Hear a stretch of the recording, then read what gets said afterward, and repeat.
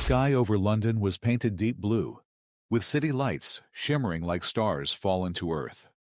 Outside the Rosewood Hotel, a long line of black luxury cars pulled up slowly, their engines purring as drivers in crisp suits opened doors for their elegant passengers. Inside, the grand ballroom looked like a dream carved in gold. Chandeliers hanging like frozen fireworks, floors shining like glass, and a soft, classical melody playing from a distant corner. Everyone who walked in had something to prove.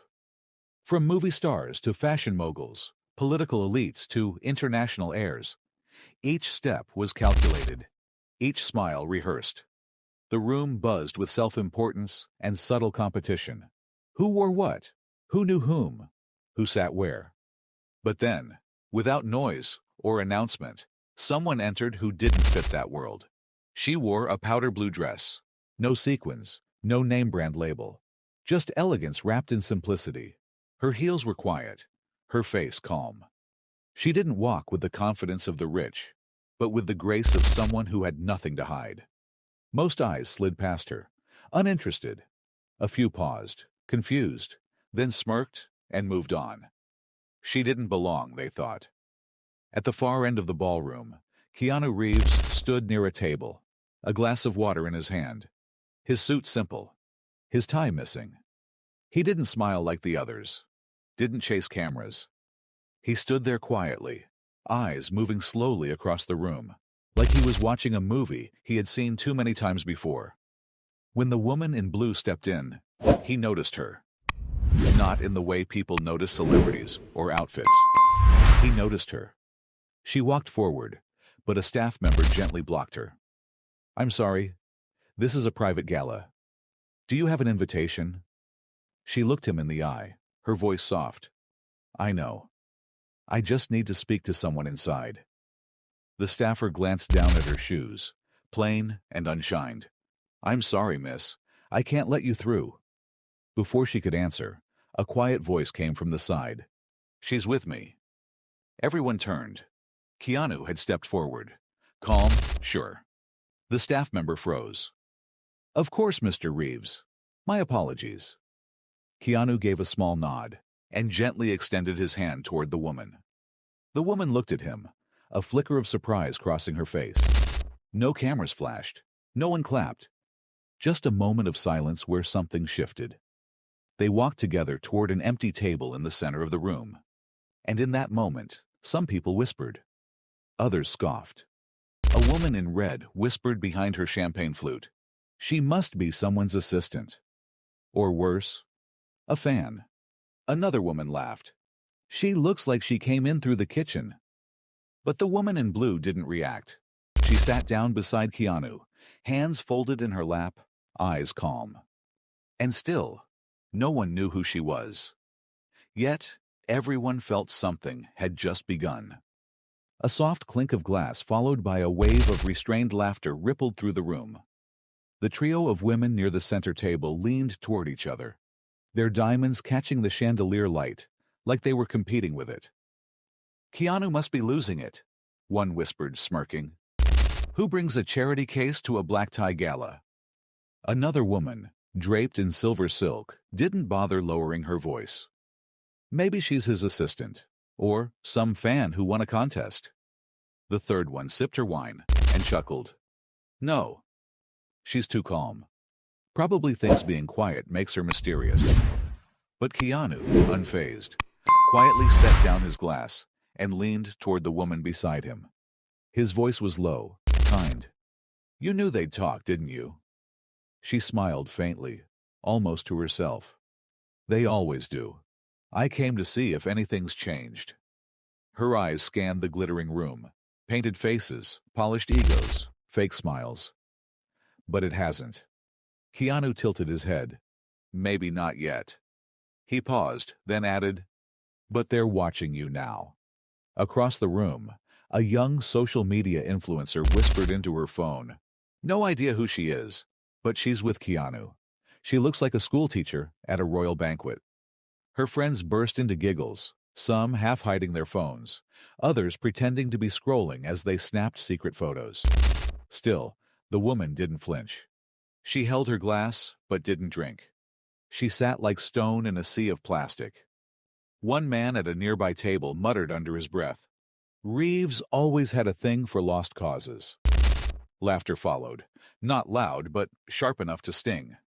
Another guest, phone in hand, whispered gleefully, "This will go viral before dessert."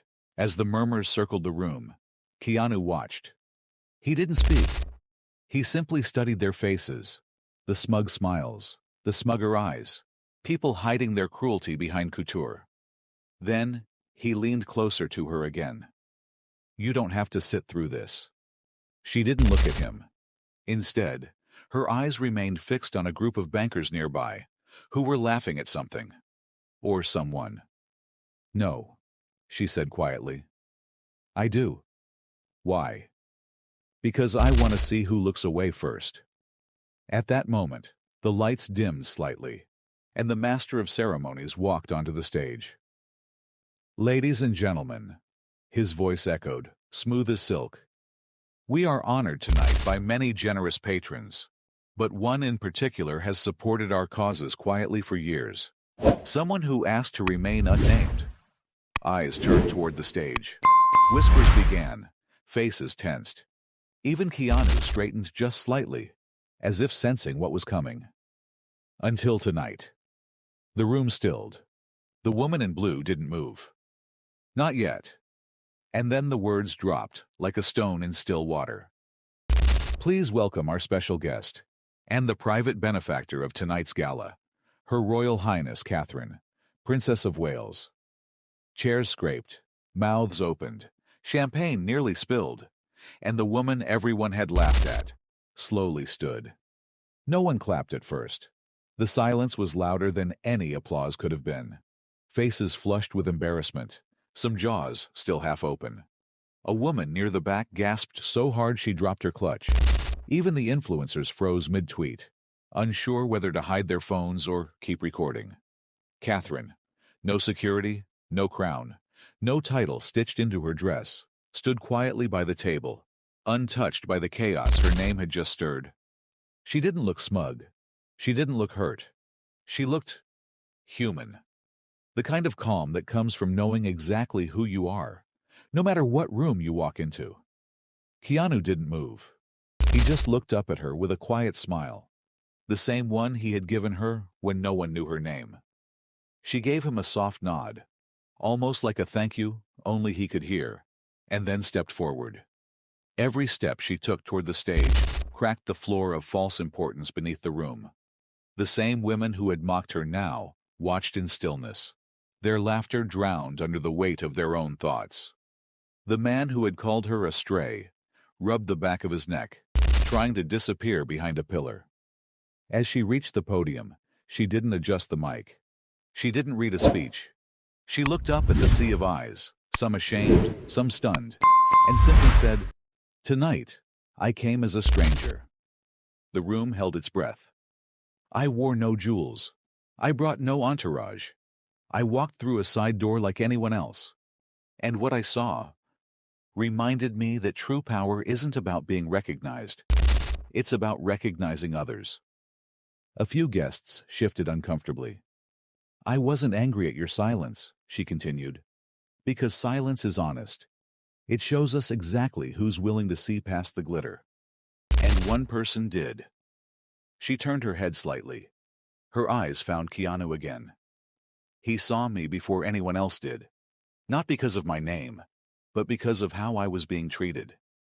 Keanu didn't blink. He just held her gaze. "And that," she said softly, "is what dignity looks like."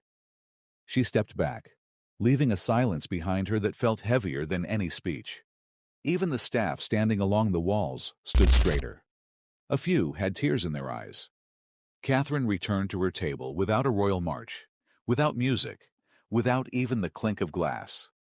The people who had once dismissed her now watched her every step like it was holy. But she didn't look at them. She only looked at the man who had stood up when no one else did. Keanu rose, not with pride, but with instinct. And for a few quiet seconds, the two of them stood there, No longer a princess and a movie star, but simply two people who had reminded a room full of power what it meant to be human. As Catherine sat down, the air around her still pulsed with something unspoken, something bigger than titles or fame. A few guests clapped now, hesitant and uneven, like they weren't sure if they were allowed. Others just stared at their empty plates, trying to remember the last kind thing they had done that wasn't performative. The same women who had whispered and giggled behind their glasses now sat frozen. One of them had tears in her mascara. Another was typing something on her phone, only to pause, erase, and put it face down. Keanu leaned in slightly toward Catherine and asked in a quiet voice, "Do you think they'll remember this?" She didn't answer right away. Her eyes wandered across the room, not with judgment, but with something softer. "The ones who needed to," she finally said, "already have." At the back of the room, one of the youngest servers wiped his eyes with his sleeve. Earlier, he'd been the one who saw her come in, unsure if he should help. He had stayed quiet. Now, he clapped the loudest. Across the ballroom, cameras had stopped clicking. Phones were lowered. This wasn't content anymore. This was something else. Something that couldn't be filtered, cropped, or hashtagged. But just when it seemed the story had ended, another moment unfolded. The MC returned to the stage. "Before we continue with the evening," he said gently, "there's one more announcement.